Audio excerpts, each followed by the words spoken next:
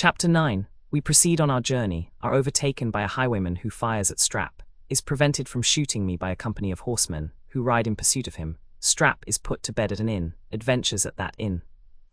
After having paid our score and taken leave of our hostess, who embraced me tenderly at parting, we proceeded on our journey, blessing ourselves that we had come off so well. We had not walked above 5 miles, when we observed a man on horseback galloping after us, whom we in a short time recognized to be no other than this formidable hero who had already given us so much vexation. He stopped hard by me and asked if I knew who he was. My astonishment had disconcerted me so much that I did not hear his question, which he repeated with a volley of oaths and threats, but I remained as mute as before. Strap, seeing my discomposure, fell upon his knees in the mud, uttering with a lamentable voice these words: "For Christ's sake, have mercy upon us, Mr. Rifle, we know you very well." "Oh ho," cried the thief, "you do. But you never shall be evidence against me in this world, you dog."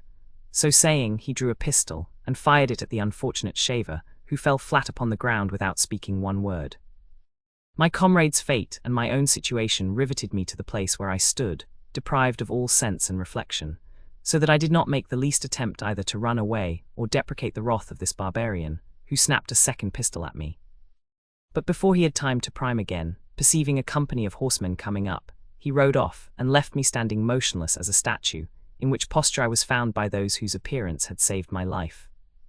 This company consisted of 3 men in livery, well armed, with an officer, who, as I afterwards learned, was the person from whom Rifle had taken the pocket pistols the day before, and who, making known his misfortune to a nobleman he met on the road, and assuring him his non-resistance was altogether owing to his consideration for the ladies in the coach, procured the assistance of his lordship's servants to go in quest of the plunderer. This holiday captain scampered up to me with great address, and asked who fired the pistol which he had heard.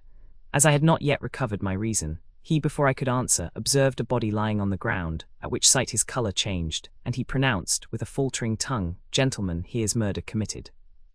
"Let us alight." "No, no," said one of his followers, "let us rather pursue the murderer. Which way went he, young man?"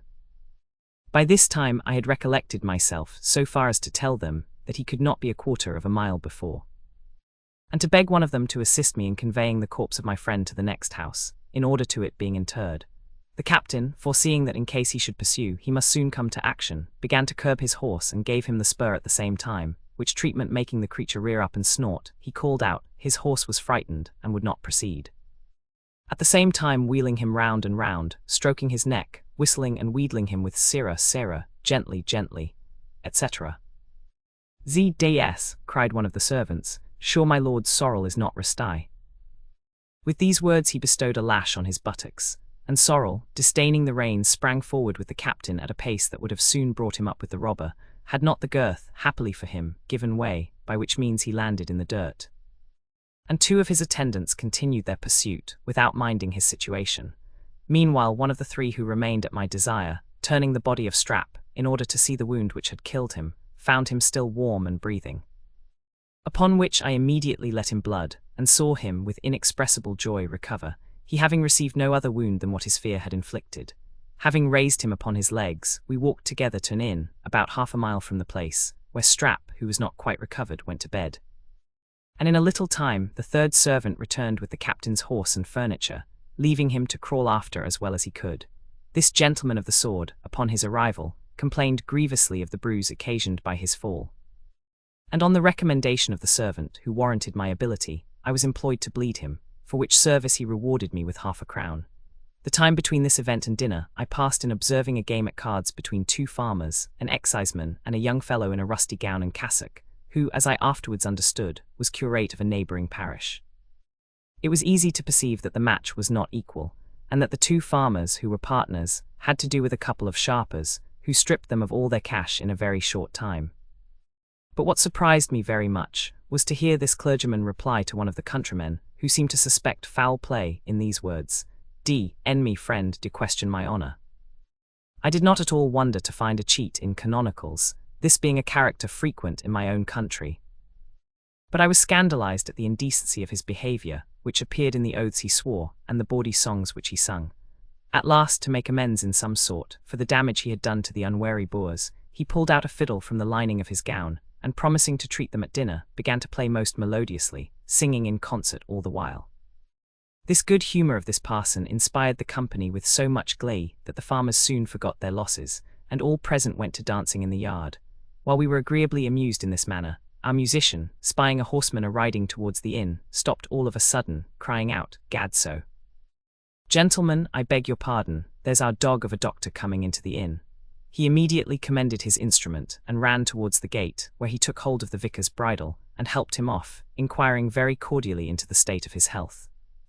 This rosy son of the church, who might be about the age of 50, having alighted and entrusted the curate with his horse, stalked with great solemnity into the kitchen, where sitting down by the fire, he called for a bottle of ale and a pipe. Scarce deigning an answer to the submissive questions of those who inquired about the welfare of his family, while he indulged himself in this state, amidst a profound silence, the curate, approaching him with great reverence, asked him if he would not be pleased to honour him with his company at dinner. To which interrogation he answered in the negative, saying, he had been to visit Squire Bumpkin, who had drank himself into a high fever at the last assizes, and that he had, on leaving his own house, told Betty he should dine at home. Accordingly, when he had made an end of his bottle and pipe, he rose, and moved with prelatical dignity to the door, where his journeyman stood ready with his nag. He had no sooner mounted than the facetious curate, coming into the kitchen, held forth in this manner: "There the old rascal goes, and the D.L. go with him.